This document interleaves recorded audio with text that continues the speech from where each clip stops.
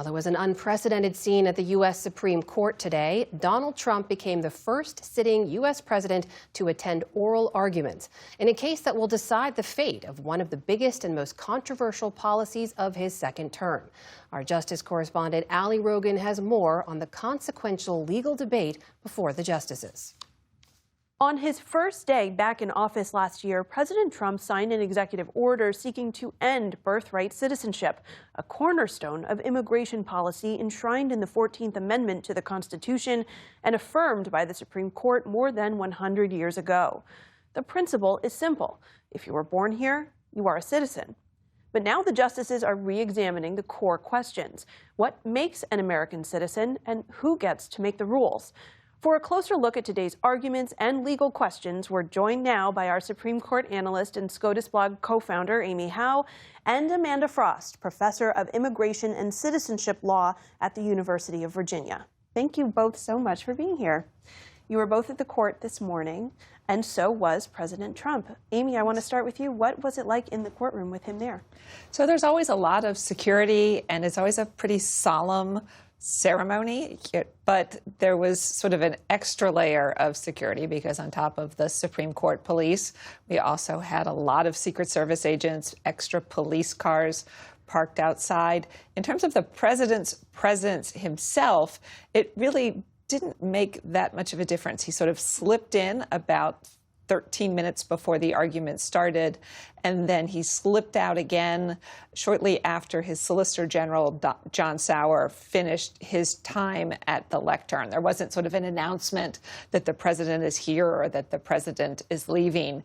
But the Solicitor General himself, John Sauer, was very animated at the oral argument today. And so, whether or not that was a response to the fact that his boss was in the room watching, we won't know, but it certainly seemed possible. Did the justices have any response to President Trump being there that you could see? None at all. He was not acknowledged. Amanda, the administration sought to give their argument as for what citizenship should really be defined as. So what were they arguing makes a citizen, and how does it comport with these 100 years of legal precedent? Yes, so this began on the first day of President Trump's presidency when he issued an executive order in which he said that birthright citizenship, which is guaranteed in our Constitution, he said it only applies to the children of U.S. citizens and children of green card holders. So that would exclude all the children of undocumented immigrants and also all the children born to temporary visitors, which includes people like H-1B skilled workers, student visa holders, as well as tourists.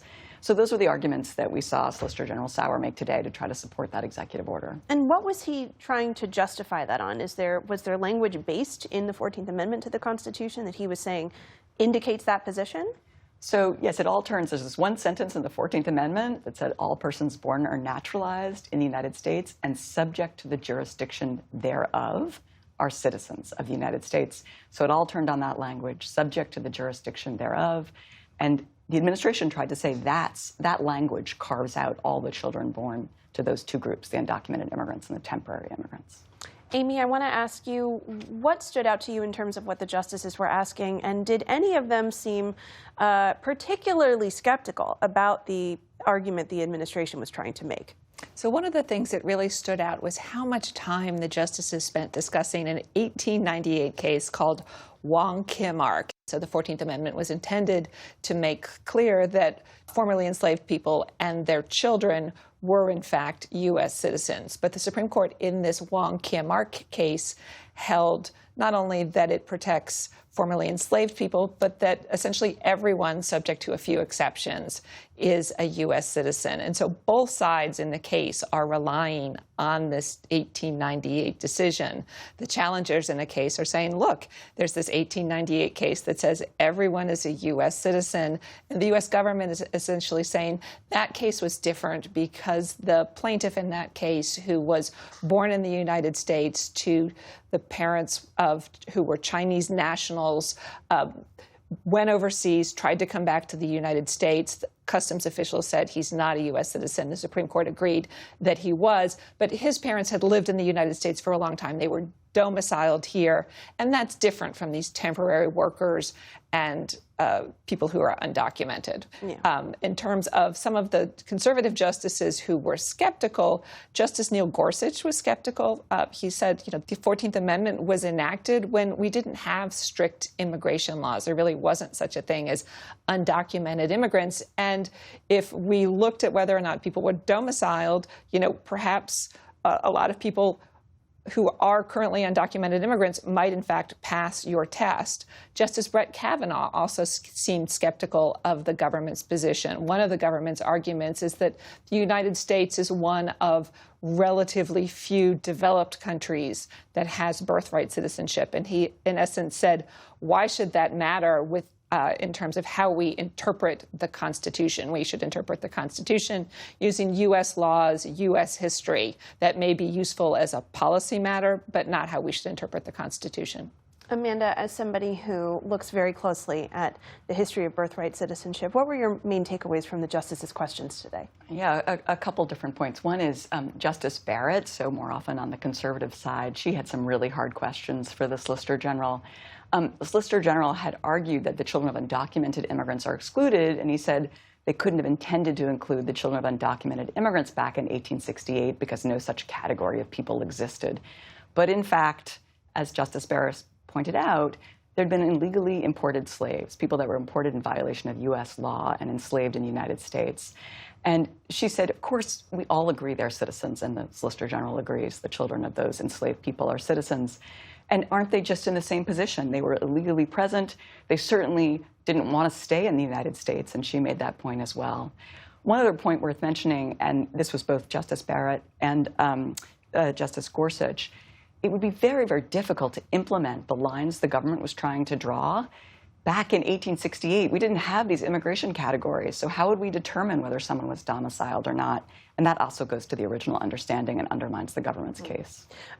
Amy, the administration's Solicitor General, John Sauer, he pointed to how immigration has changed a lot since the 14th Amendment was ratified. One of the examples he gave was that of birthright tourism, the practice of coming to the United States in order to give birth, and that sparked a debate with Chief Justice John Roberts. Take a listen.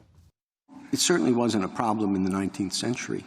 No, but of course, we're in a new world now, as Justice Alito pointed out, where 8 billion people are one plane ride away from having a child who's a U.S. citizen. Well, it's a new world. It's the same Constitution. Definitely going to be a memorable line there, new world, same Constitution. But this administration has made a practice of making these arguments that are sometimes very sweeping and dramatic and point to national survival, which is along the lines of what General Sauer was doing. But did any of the justices seem particularly compelled by that line of argument? No, that was really the only time that birth tourism came up in the oral argument. And it sort of harkened to me back to the tariffs argument when the Trump administration had made claims about how important the tariffs were to the economy. And there was the famous line in the government's brief that without tariffs, we would be a dead country. And, I think that the Supreme Court looks at some of these claims and says, well, that may be true as a policy matter. It may be sort of an interesting data point, but we're not going to let that factor into how we interpret the law in the tariffs case or the Constitution in this case. Amanda, several justices asked about the real-world consequences of changing birthright citizenship. Here is what Justice Ketanji Brown Jackson asked about it. How does this work?